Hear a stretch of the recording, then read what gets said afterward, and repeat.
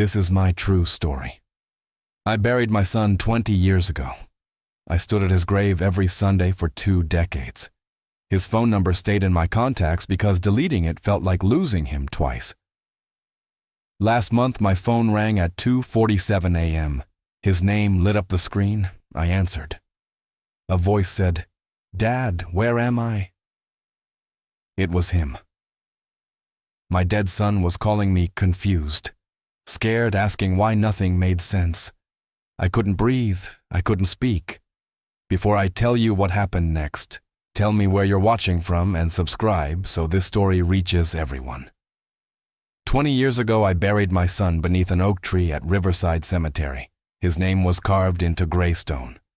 Michael James Porter, born April 12, 1986, died November 3, 2005, 19 years old. The funeral lasted 40 minutes. There were maybe 30 people there. His mother stood beside me but wouldn't look at the casket. She stared at the ground the entire time. Her sister had to hold her up. My son's friends came, young kids with red eyes who didn't know what to say. They shuffled their feet. They mumbled condolences. Within a year, most of them stopped calling. Within 2 years, none of them mentioned his name. That's how death works. People move on. They have to. But I couldn't. The accident happened on a Friday night. He was driving home from work.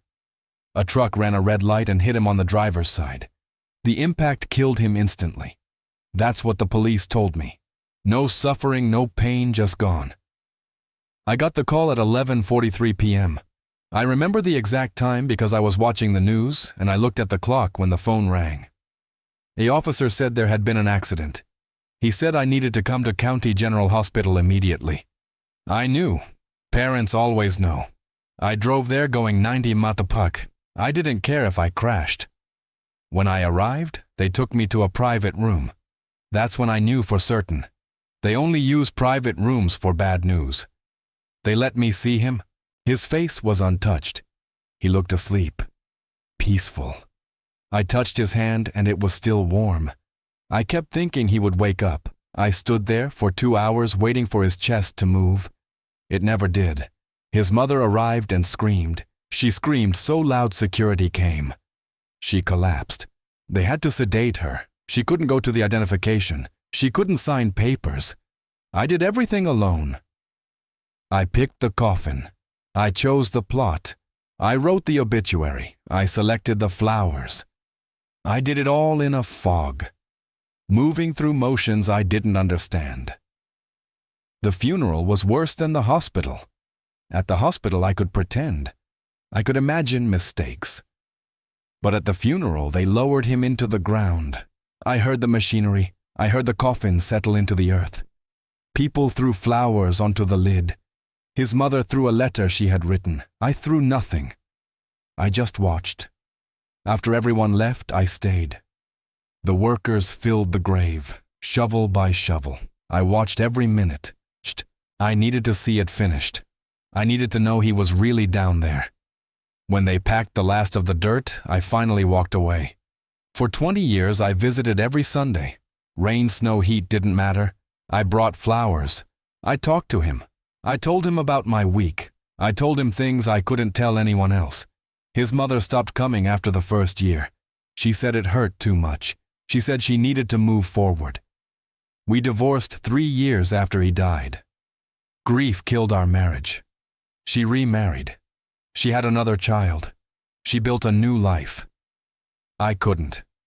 I kept his room exactly the way he left it. His clothes still hung in the closet.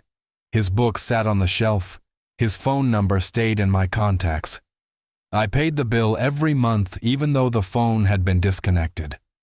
$30 a month to keep his number alive in my phone. People said I needed therapy. People said I needed to let go. I didn't care what people said.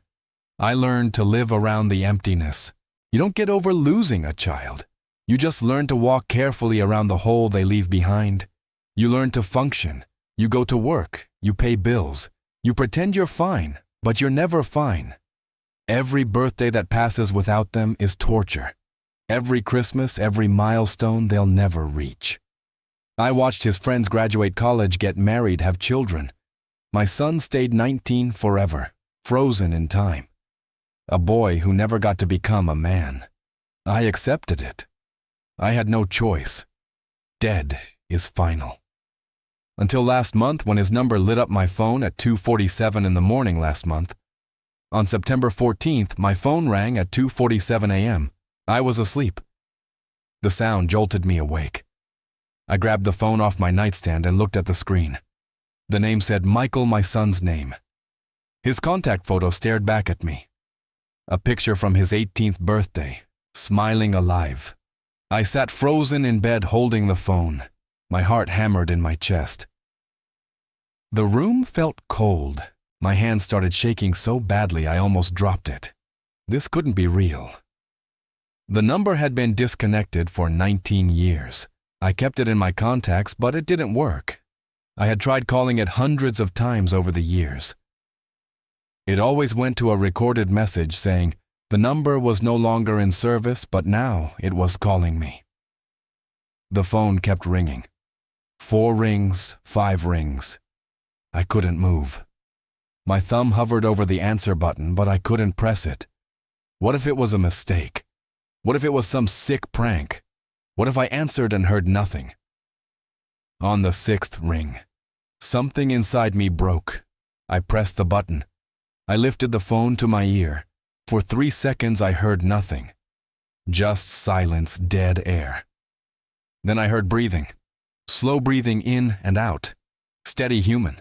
Someone was there. My throat closed up. I couldn't speak. I tried to say hello, but no sound came out. Then a voice spoke. Dad. 1 word.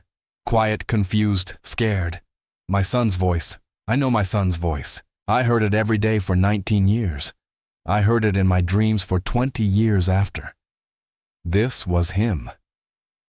Not a recording, not a memory. Him. Actually him speaking to me through the phone.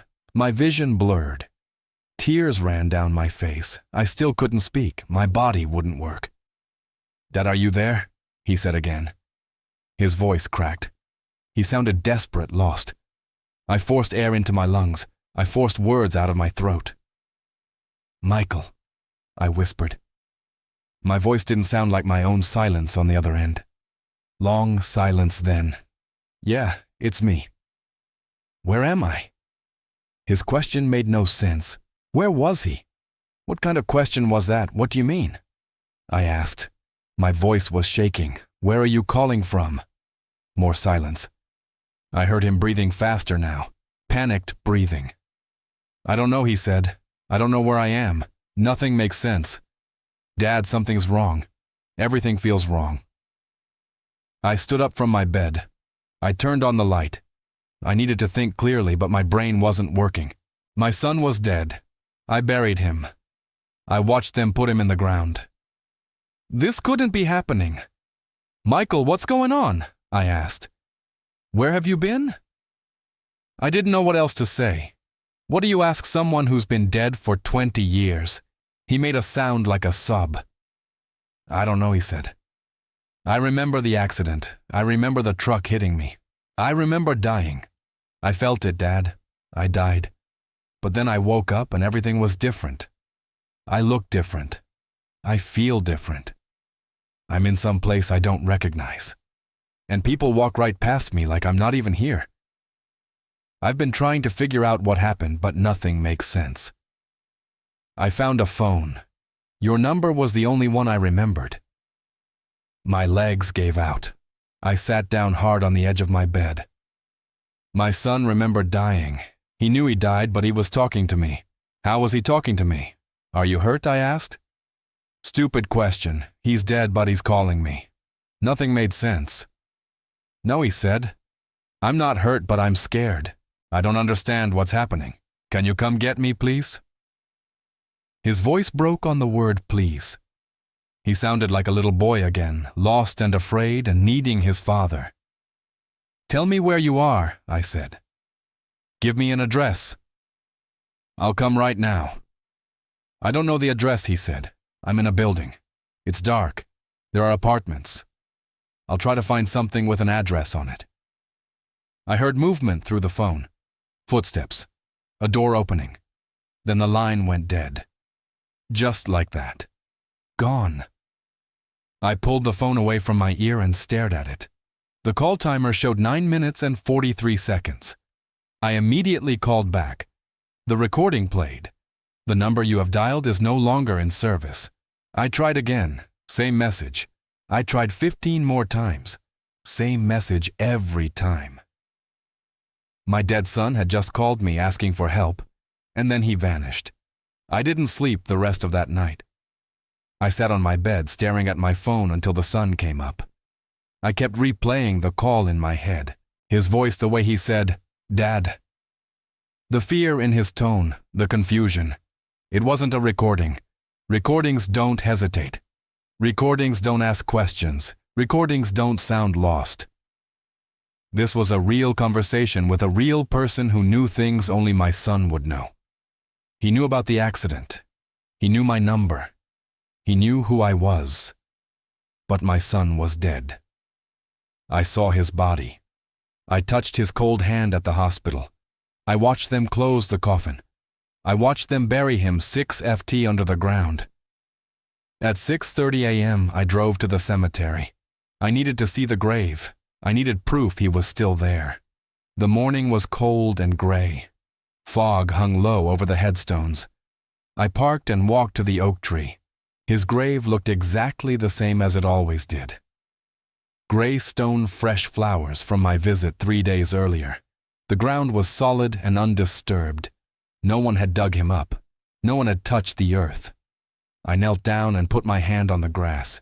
It was cold and wet with dew. "Michael," I whispered.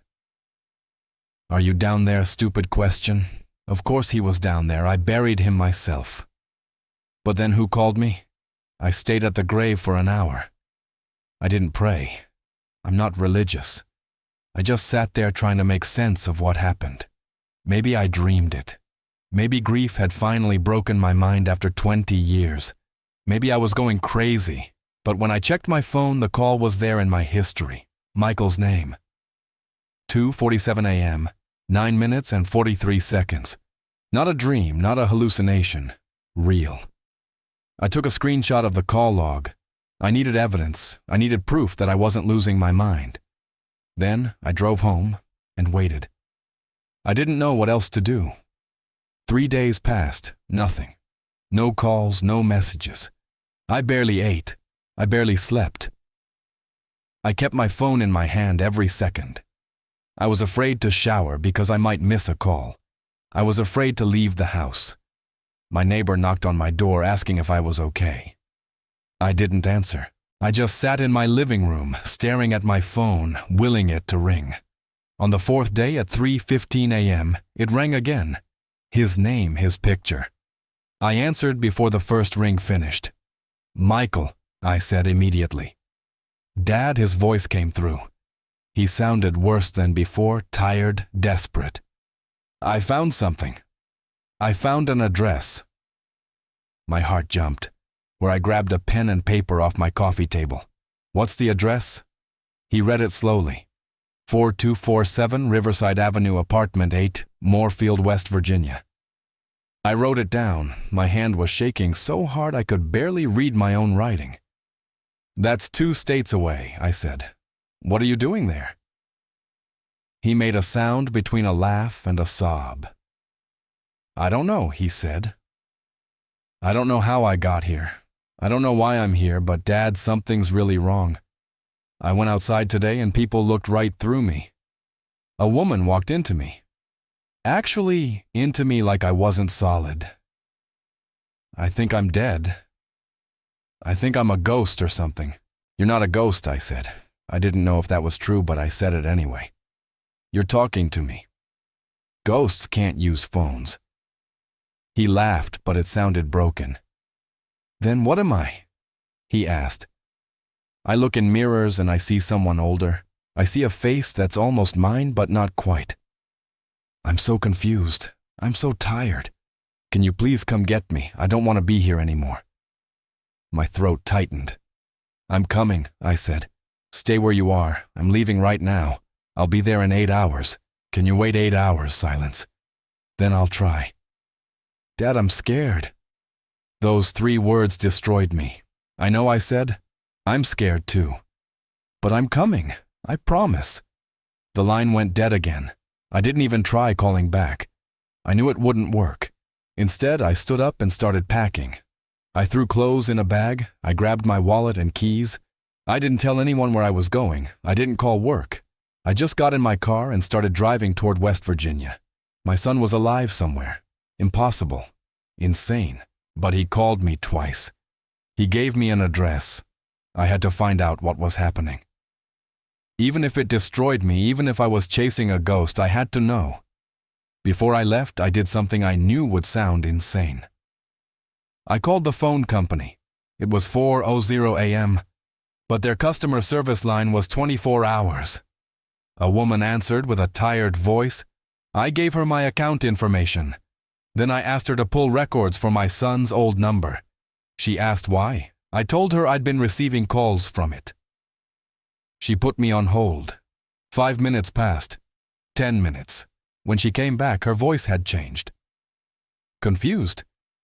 Sir, according to our system, that number has been inactive for 19 years. It was disconnected in March 2006. There's no activity on it at all. No calls in or out, no data usage, nothing. That's impossible, I said. I received 2 calls from that number in the past 4 days. Check again. She put me on hold again.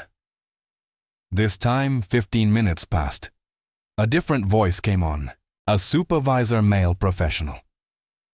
Mr. Porter, I've reviewed the account personally. The number you're asking about has been deactivated for nearly 2 decades. Our system shows no recent activity whatsoever. Is it possible you received calls from a different number that displayed incorrectly? I felt anger rising in my chest. I know my son's number, I said. I've had it saved for 20 years. I'm looking at my call log right now. 2 calls, both from his number. Both lasting several minutes. The supervisor's tone became careful, gentle. The way people talk to someone they think is unstable. Sir, sometimes grief can cause us to see things that aren't there. Perhaps you should speak with someone, a counselor or therapist. We have resources we can recommend. I hung up on him. I didn't need a therapist. I needed answers. I took more screenshots of my call log. I recorded a video of my phone showing the calls with the date and timestamps. I needed evidence. I needed proof that I wasn't crazy. Then I got in my car and started the 8-hour drive to West Virginia. I drove straight through. No stops except for gas. I bought coffee at a truck stop and kept driving. My mind raced the entire time. What would I find at that address? Would Michael be there? Would it be abandoned? Would there be nothing at all? Part of me expected to arrive and find an empty lot, but I had to go. I had to see. The address was burned into my brain. 4247, Riverside Avenue. Apartment 8, Moorfield, West Virginia. I punched it into my GPS, 8 hours and 12 minutes. I did it in 7 1/2. I arrived at 11:47 a.m. The address led me to an old apartment building on the east side of town. 4 stories, red brick, built maybe in the 1970s, but something was wrong immediately. The windows on the first floor were boarded up. The front door had a chain and padlock on it. A faded orange sign hung on the fence. Condemned. No trespassing. Scheduled for demolition. My stomach dropped. This building was abandoned, empty. How could Michael be here? I parked across the street and stared at it for 10 minutes. This had to be wrong. Maybe I wrote down the address incorrectly, but when I checked my notes, it was right. 4247 Riverside Avenue. This was it. I got out of my car and walked closer. The fence around the property was chain link with holes cut in multiple places, easy to get through. I looked around. The street was quiet. No one watching. I slipped through a hole in the fence and approached the building. The front door was locked with the chain, but around the side I found a door with a broken lock. I pushed it open. It creaked loud enough to make me freeze. I waited. No sound from inside. I stepped through into darkness. The smell hit me immediately, mold rot, stale air. I turned on my phone's flashlight and looked around. I was in a hallway peeling wallpaper-stained carpet graffiti on the walls. Apartment doors hung open on both sides. I walked slowly down the hall, checking the numbers.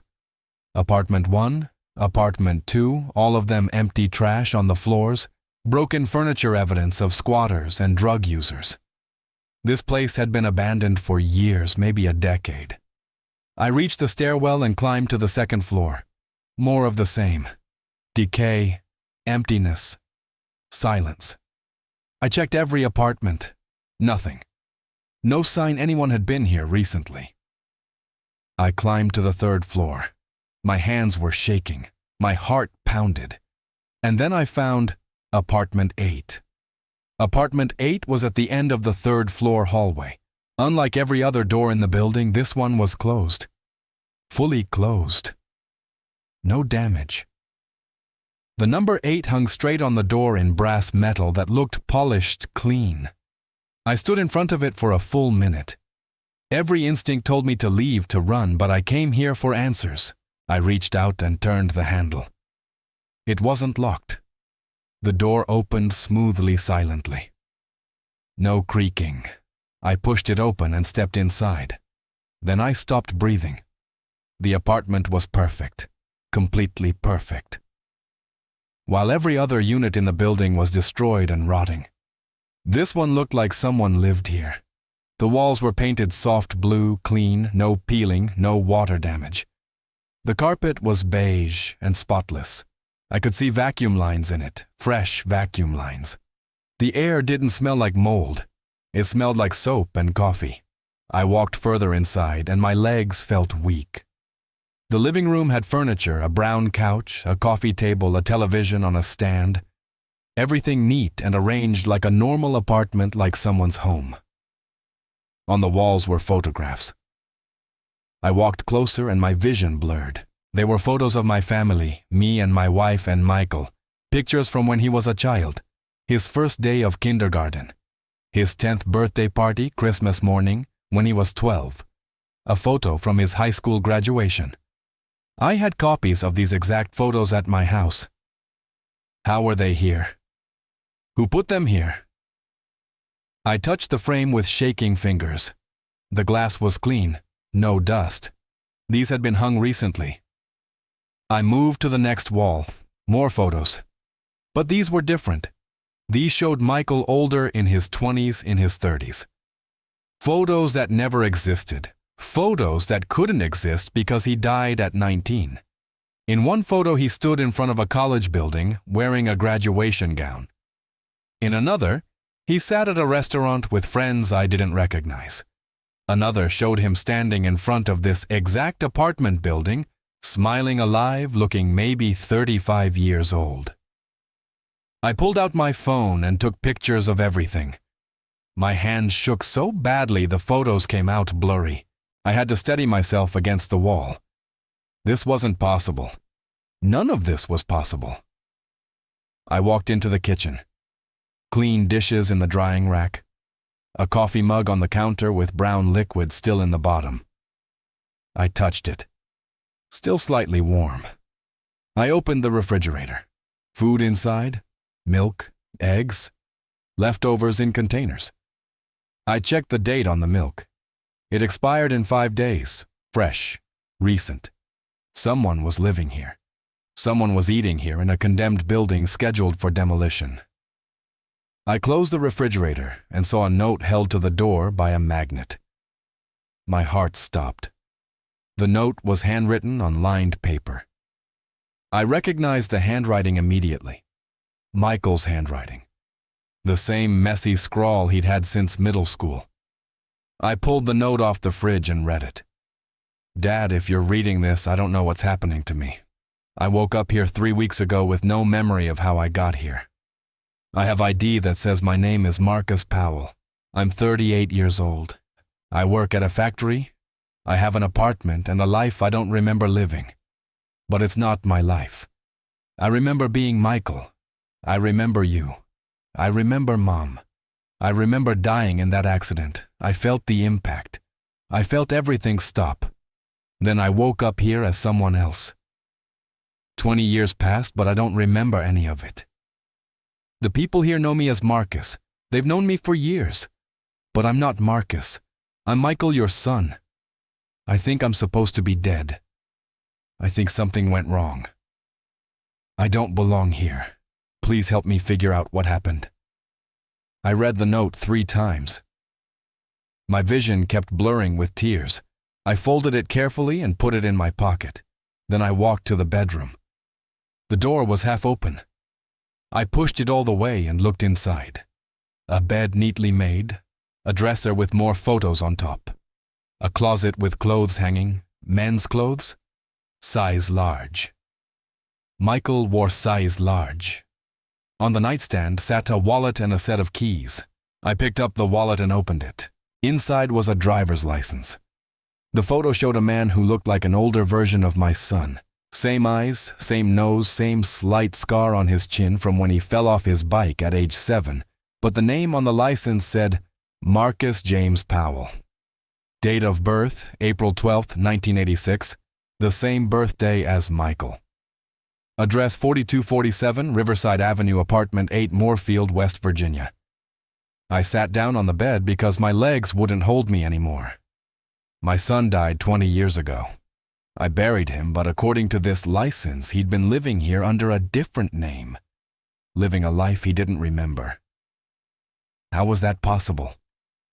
I pulled out my phone to call the police. Then I stopped. What would I tell them? My dead son is alive but doesn't remember being alive. They'd think I was insane. I put the phone away. I needed more answers first. I needed to understand what happened before I involved anyone else. I stayed in that apartment for 2 hours searching through everything. I found bills addressed to Marcus Powell going back 5 years. Electric bills, water bills, pay stubs from Moorfield Manufacturing, all showing regular payments, a normal life. In a drawer, I found a lease agreement signed 3 years ago, Marcus Powell's signature, but it looked almost identical to how Michael used to sign his name. In another drawer, I found medical records, hospital visits, prescriptions, a file from a neurologist. I sat on the couch and read through every page. The medical records told an impossible story. According to the documents, Marcus Powell had been admitted to County General Hospital on November 3, 2005. The same hospital where my son died. The same date, the same night. He'd been in a severe car accident, multiple injuries, head trauma. He was in a coma for 6 days. When he woke up, he had complete amnesia. No memory of his life before the accident. No memory of his identity. No ID was found at the scene. He became a John Doe. The hospital kept him for 3 weeks while they searched for family. No one ever came forward. No one claimed him. I read the words over and over. November 3, 2005, the night Michael died. The same hospital. The same type of accident. My hand started shaking. I kept reading. After he was released from the hospital, social services helped him. They gave him temporary housing. They helped him get ID under the name he chose for himself. Marcus Powell. He couldn't remember his real name, so he picked a new one. He got a job. He built a life from nothing. A life as a stranger to himself. The records showed years of therapy, depression, anxiety, trauma, from not knowing who he was. But he survived. He kept going. I found a business card clipped to the medical file. Dr. Sarah Chen, neurologist, County General Hospital. I called the number immediately. A receptionist answered.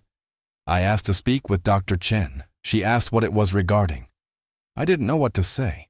I need to ask her about a patient named Marcus Powell. I said, "It's urgent. It's about a case from 20 years ago." The receptionist put me on hold. 5 minutes later, a woman's voice came on the line. "This is Dr. Chen. Who am I speaking with?" "My name is David Porter," I said. "My son Michael died in a car accident on November 3, 2005 at County General Hospital. You treated a John Doe the same night. Same accident, Same injuries. He woke up with amnesia and became Marcus Powell. I need to know what happened that night. Silence on the other end. Long silence. Mr. Porter, she finally said. Her voice was careful, uncertain. I remember that case. It was unusual. We had two young men brought in from the same intersection within an hour of each other. Both were in critical condition. Both had severe head trauma. One didn't make it. The other survived but lost all memory of his identity. Was there any chance they could have been confused? I asked. My voice was shaking. Could their charts have been mixed up? Could there have been a mistake about which one died? Another long silence. Mr. Porter, are you suggesting that we misidentified your son's body? Her tone had shifted. Defensive now. I'm suggesting something went wrong that night, I said. I'm suggesting the boy who survived might actually be my son. I heard papers rustling on her end. That would be impossible, she said. We use fingerprints dental records when available. We don't make those kinds of mistakes. But you didn't have fingerprints for the John Doe, did you? I said he had no ID, no wallet, nothing. You never knew who he really was. More silence. Mr. Porter, I understand you're grieving. But what you're suggesting is simply not possible. Your son was identified by you personally at the hospital. You saw him. You confirmed his identity. She was right. I had identified Michael's body. I saw his face. But what if I'd been wrong? What if in my shock and grief I'd made a mistake? What if the boy in that bed wasn't Michael? Can you pull the records from that night? I asked. Please, I need to see everything. Admission times, treatment notes, everything about both patients. Dr. Chen sighed. Mr. Porter, those records are 20 years old. I'd need permission to release them. I'd need proper authorization. This isn't something I can just hand over. My frustration boiled over. My son called me, I said twice. From a disconnected phone number, he gave me an address. I'm sitting in his apartment right now looking at his medical files. Something happened that night. Something no one understood. Please help me figure out what it was. The line went quiet for so long I thought she'd hung up. Then she spoke again, her voice softer now. Give me until tomorrow, she said. I'll pull everything I can find. But Mr. Porter, I need you to prepare yourself for the possibility that you won't like what you find. Sometimes grief makes us see things that aren't there. I thanked her and ended the call. Then I sat in the silent apartment surrounded by evidence of an impossible life. My dead son had lived here under a different name with no memory of being my son. And somehow, 3 weeks ago, he started to remember. I spent the night in that apartment. I couldn't leave. I sat on the couch waiting for Michael to walk through the door, waiting for the phone to ring. Neither happened.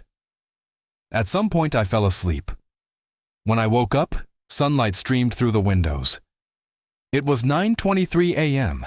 My phone had 6 missed calls, all from Dr. Chen. I called her back immediately. She answered on the first ring. Mr. Porter, I found something, she said. Her voice sounded different, shaken. Can you come to the hospital? I need to show you in person. I drove to County General Hospital, the same place I'd gone 20 years ago when they told me Michael was dead. The same building, the same parking lot.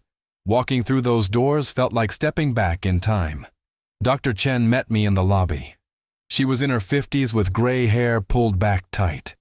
She looked tired, like she hadn't slept either. Follow me, she said. She didn't make small talk. She led me to a small office on the 3rd floor and closed the door behind us. On her desk were several thick folders and a laptop computer.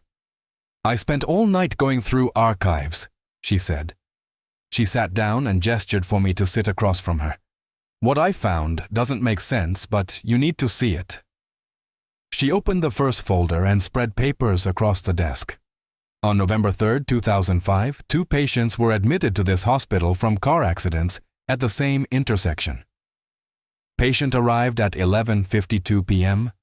Critical condition, massive head trauma, multiple internal injuries. He was pronounced dead at 12:17 a.m. on November 4th. You identified this patient as your son, Michael Porter.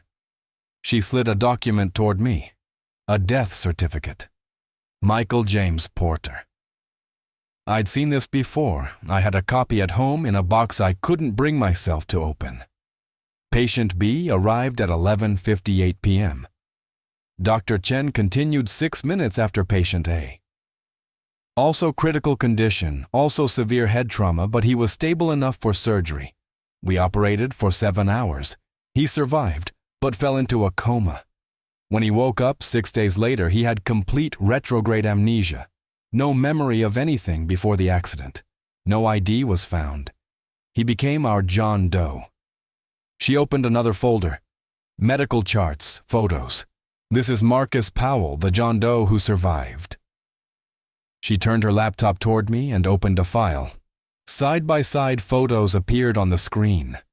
On the left was a hospital photo from November 2005. A young man in a hospital bed, bandaged, bruised, unconscious. On the right was a driver's license photo, Marcus Powell, taken years later, the same man older. I stared at both images, my breath caught in my throat. "That's my son," I whispered. The face on the left looked like Michael.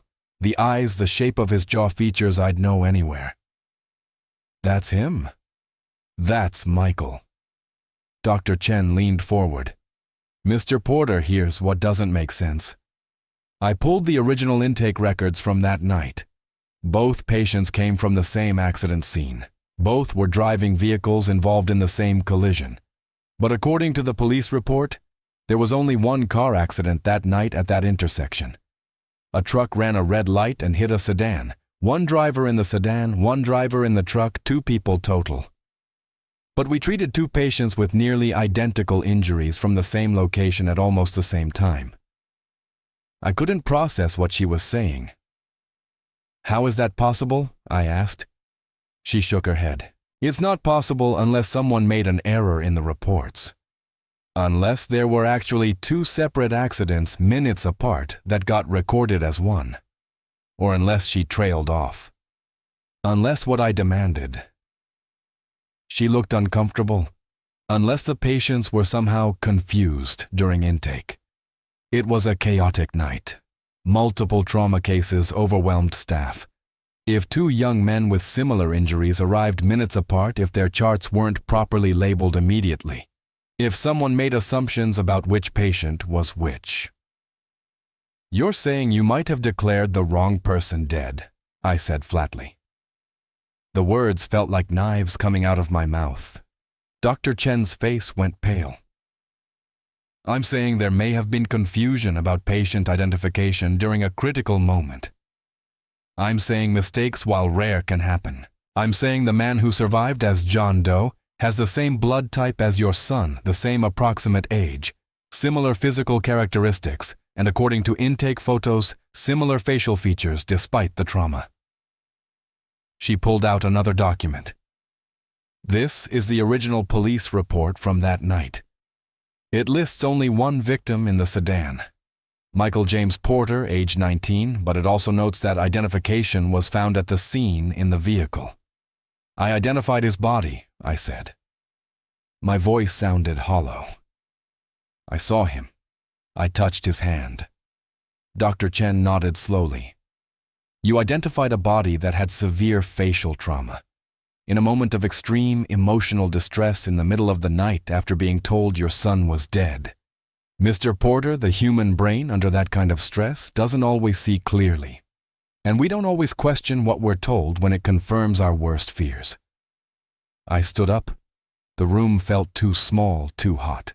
"So you're telling me I buried the wrong person, that I've been visiting the wrong grave for 20 years, that my son has been alive this entire time, and I didn't know." Dr. Chen stood too. "I'm telling you there are irregularities in the records that warrant investigation. I'm telling you that Marcus Powell may need to be DNA tested. I'm telling you that what happened that night may not be as clear as everyone thought. She handed me a piece of paper with an address written on it. This is where Marcus Powell works. Moorfield Manufacturing, 3rd shift. He should be there tonight starting at 11 p.m. But Mr. Porter, you need to be prepared. If this man is your son, he doesn't remember being your son. He's lived an entire adult life as someone else. Approaching him could be traumatic for both of you. I took the paper. My hands were numb. If there's even a chance he's Michael, I have to see him, I said. I have to know. Dr. Chen nodded. I understand. I've arranged for a DNA test kit. If you can get a sample, a cheek swab, or even a hair with the root attached, we can run it against your DNA. We'll know for certain within 48 hours. She handed me a small plastic bag with a sterile swab inside. I put it in my pocket. One more thing, she said as I turned to leave. If this is your son, if Marcus Powell is actually Michael Porter, you need to understand that he's not the same person you lost. 20 years of living as someone else changes a person. Even if the DNA matches the boy you knew is gone.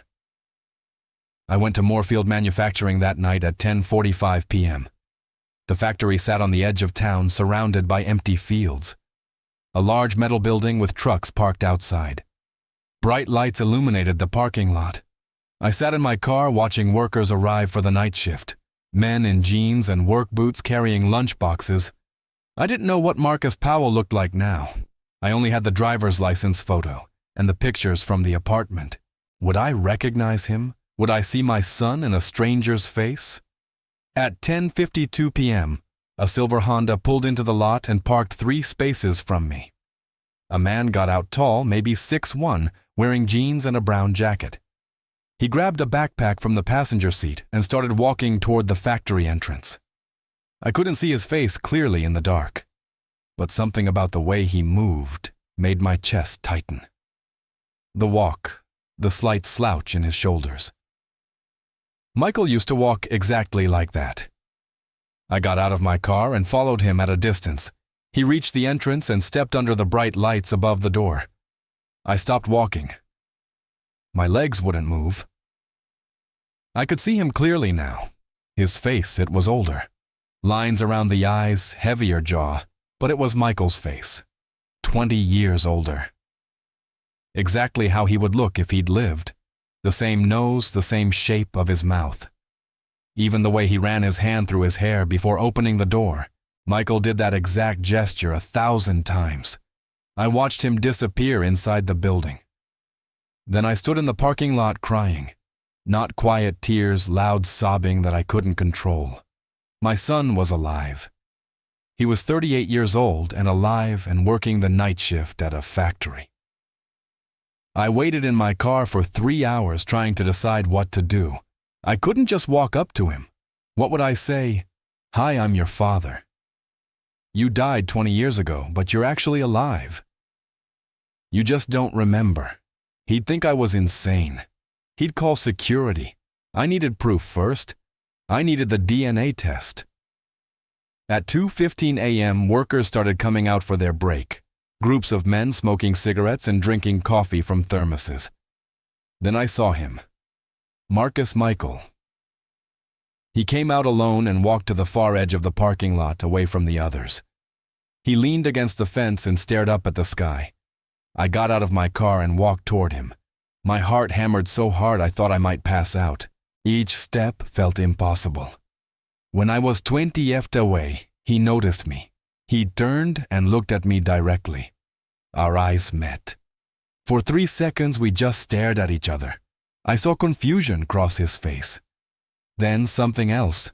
Recognition maybe, or familiarity he couldn't explain. Can I help you? He asked.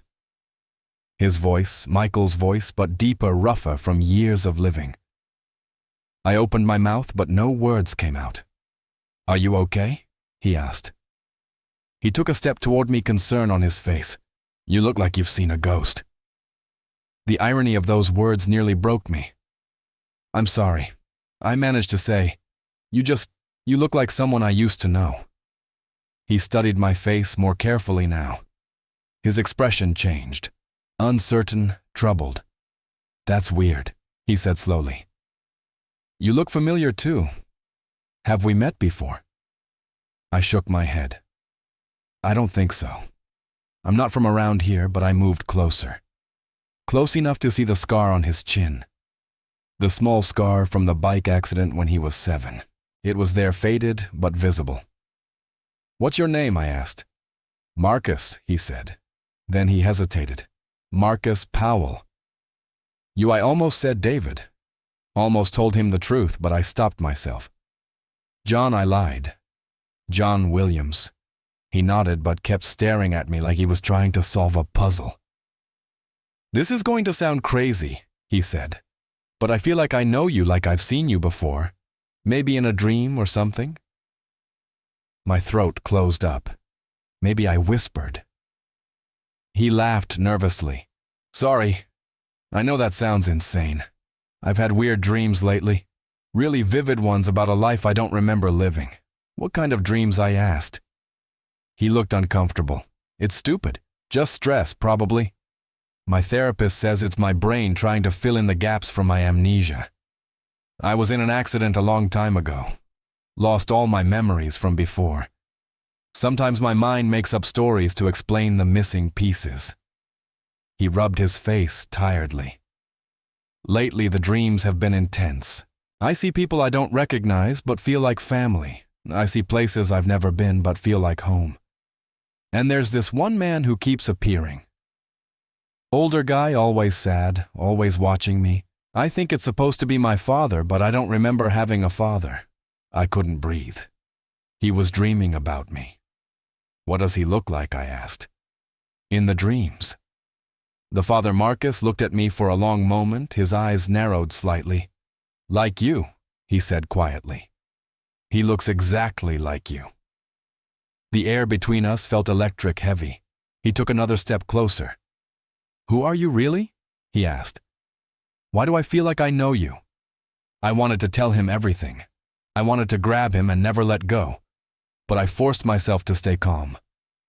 I lost someone a long time ago, I said. Someone who looked like you. I thought I saw him in your face. I'm sorry for bothering you. I turned to walk away. I had to leave before I broke down completely. Wait! Marcus called out. I stopped. What was his name? The person you lost. I looked back at him, at his face. My son's face. Michael, I said. His name was Michael. Marcus went very still. His expression changed. Shock, fear, something else I couldn't identify. That's impossible, he whispered. How did you know that name? My heart stopped. What do you mean? I asked. He looked shaken now. Pale. I've been having these dreams. In them people call me Michael, not Marcus. Michael. I always wake up confused because that's not my name, but everyone in the dreams uses that name like it belongs to me.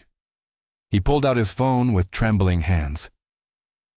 3 weeks ago, I woke up and found this in my notes app.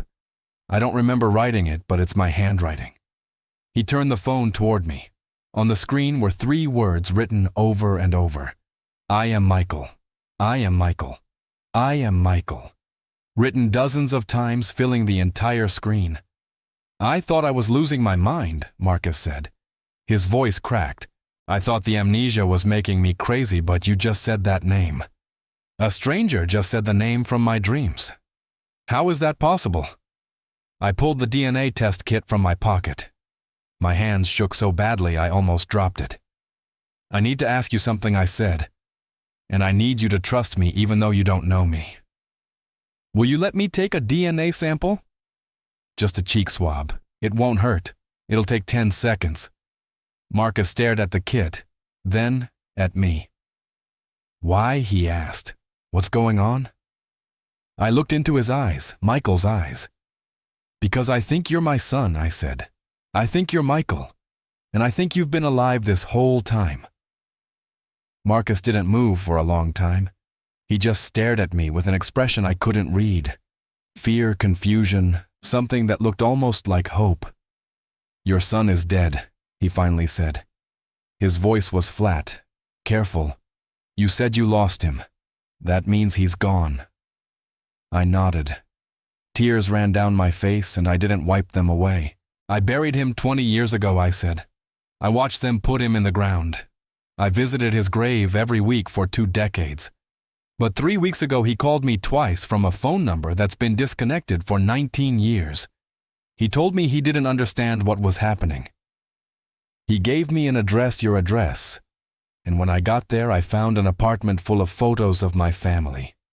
Photos of you and a note in my son's handwriting, saying he didn't know who he was anymore. Marcus took a step backward. His face had gone white. That's not possible, he said, but his voice shook. That's insane. I held up the DNA kit. Then prove me wrong, I said. Take the test. If I'm crazy, it'll come back negative and you'll never see me again.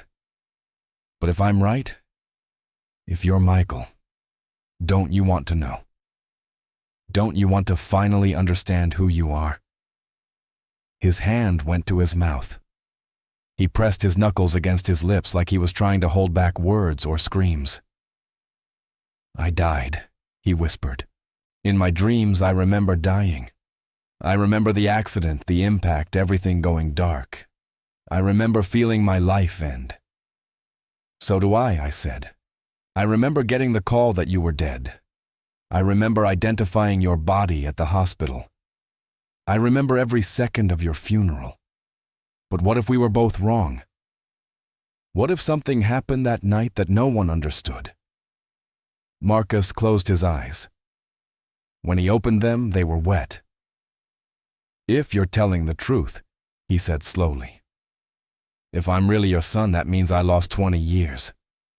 20 years of life I should have had with you, with my real family. 20 years living as the wrong person. His voice broke. How do I come back from that? We figure it out together, I said. I stepped closer and held out the kit again. Please let me take the sample. Let's find out the truth. He looked at the kit for a long moment. Then he nodded. Okay, he whispered. I opened the package with shaking hands. I pulled out the sterile swab. Open your mouth, I said. He did. I gently swabbed the inside of his cheek for 10 seconds, like the instructions said.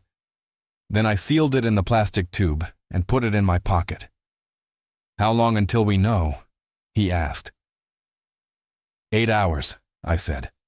A doctor at County General Hospital is running the test. She'll compare your DNA to mine. Marcus wrapped his arms around himself.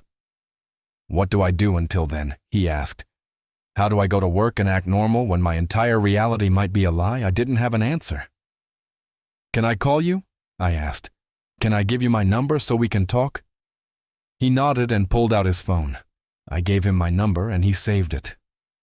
What do I call you? He asked. The question destroyed me. Whatever feels right, I said. John or David or nothing at all until we know for sure. He saved the contact as John. Then he looked at me with an expression of pure pain. I need to tell you something, he said. And I need you to understand I'm not saying it to hurt you. What is it? I asked. He took a shaky breath. If the test comes back positive, if I really am your son, I don't remember being him. I don't remember you. I've lived as Marcus Powell for 20 years. That's the only life I know. Even if the DNA says I'm Michael Porter, I don't know if I can become him again. I don't know if that person even exists anymore. The words felt like a punch to the chest. But he was right. Even if he was Michael, he wasn't the Michael I lost. That 19-year-old boy was gone forever. I understand, I said. My voice barely worked. I just need to know the truth. Whatever happens after, we'll deal with it. He nodded. Then he did something I didn't expect. He reached out and touched my shoulder just for a second. I'm sorry, he said, for what you've been through, for what you lost. Whether I'm him or not, I'm sorry. Then he turned and walked back toward the factory. I watched him go. I stood in that parking lot until the sun came up. 2 days later, Dr. Chen called me. I was back in that apartment. I'd been staying there waiting for the results. When my phone rang, I couldn't answer it for 3 rings. I was too terrified of what she might say. "Mr. Porter," Dr. Chen said when I finally answered. Her voice was strange, tight. "The results came back. I need you to sit down." I sat on the couch, the same couch where I'd found the note. "Tell me," I said. She was quiet for a moment. "It's a match," she said. "Marcus Powell is your biological son. Michael is alive." I don't remember what I said to Dr. Chen after that. I think I thanked her. I think I asked her to send me the official results. Then I ended the call and sat in silence for an hour. My son was alive. The test proved it. Michael James Porter did not die on November 3, 2005. Someone else did. A stranger was buried in his grave. My son had been living 2 states away under a different name for 20 years. And I had missed everything. His 20s, his 30s, 2 decades of his life gone. I would never get them back. He would never get them back. I called Marcus. He answered on the first ring. "It's positive," I said. My voice was hollow, empty. "The DNA test. You're Michael. You're my son." Silence on the other end. Long, terrible silence. Then I heard him crying. Not quiet tears, deep, broken sobs. "I don't know what to do," he said between breaths. "I don't know how to be him. I don't remember him." I cried too. We stayed on the phone crying together for 10 minutes, neither of us speaking. Just breathing and crying and trying to process something that couldn't be processed. "Can I see you?" I finally asked. "Can we meet somewhere and talk?" He was quiet for a moment. "Yeah," he said. "Yeah, I need to see you. I need to try to understand this." We met at a diner 2 hours later. I got there first and sat in a booth by the window. When he walked in, I stood up without thinking. He saw me and stopped. We stared at each other across the restaurant. Then he walked over slowly and sat down across from me. Up close in the daylight, I could see Michael so clearly in his face. But I could also see the stranger he'd become. The lines, the weathering, the life lived without me. "I don't know where to start," he said. His voice was raw from crying. "I've spent my entire adult life not knowing who I was. And now I know. But it doesn't feel real. It feels like something that happened to someone else." I nodded. "I buried you," I said. "I mourned you. I visited your grave every week. I kept your room exactly how you left it, and you were alive the whole time." He put his face in his hands. "I'm so sorry," he said. "I know that doesn't mean anything. I know sorry doesn't fix 20 years, but I'm sorry you had to go through that. It's not your fault." I said, "None of this is your fault." Something went wrong that night. The hospital mixed things up. You woke up not knowing who you were, and they never figured it out. No one is to blame. But even as I said it, I felt anger at the hospital, at the police, at whoever made the mistake that stole 20 years from both of us. "What do we do now?" Marcus asked. "How do we move forward from this?" I didn't have an answer. "I don't know," I said, honestly. "You're my son. The DNA proves it. But you're also Marcus Powell. You have a life, a job, an identity. I can't ask you to give that up and become someone you don't remember being." He looked at me with wet eyes. "But I want to try," he said. "I want to know who I was. I want to know you. I want to understand the life I lost. Even if I can never fully remember it, I want to try." Those words gave me something I hadn't felt in 20 years. Hope. "Then we take it slow," I said. "We spend time together. We talk. I tell you stories about who you were. You tell me about who you've become. We figure this out one day at a time." He reached across the table. His hand shook. I took it. His hand was bigger than I remembered, rougher. But when I held it, I felt something I thought I'd never feel again. my son's hand and mine. We sat in that diner for 4 hours. I told him about his childhood, his first words, his favorite toys, the time he broke his arm falling out of a tree, his graduation, his dreams of going to college. He listened to every word like he was hearing a story about a stranger. Maybe he was. But sometimes recognition flickered in his eyes. Small moments where something I said touched a memory buried deep. We exchanged phone numbers properly this time. Not as John Williams and Marcus Powell, as David Porter and Michael Porter, father and son. Over the next 3 months, we met every week. Sometimes at the diner, sometimes at his apartment. Once he came to my house and saw his old room. He stood in the doorway staring at posters on the walls and books on shelves. "It feels like a museum," he said quietly. "Like I'm looking at artifacts from someone else's life." I told him about his mother, how she'd remarried, how she'd moved on. He said he wasn't ready to meet her yet, maybe never. Some wounds were too deep. I understood. I contacted the cemetery and had the grave examined. The body buried there was tested. It belonged to a 19-year-old named Christopher Hayes, a runaway with no family, no one looking for him. He died in my son's place and been buried under my son's name. I had his remains moved to a proper grave with his real name on the stone. The call stopped after the DNA test came back. Michael's number never rang again. Whatever had caused it, whatever impossible thing had reached across 20 years to bring us together, was finished. I'd brought him home not the way I'd imagined, not as the boy I'd lost, but as the man he'd become. We would never get back the time we'd lost. We would never have those 20 years. But we had now. We had tomorrow. We had a second chance that shouldn't have existed. I buried my son 20 years ago. I mourned him. I visited his grave. I thought he was gone forever. Then he called me from beyond death and said he was just lost, and I brought him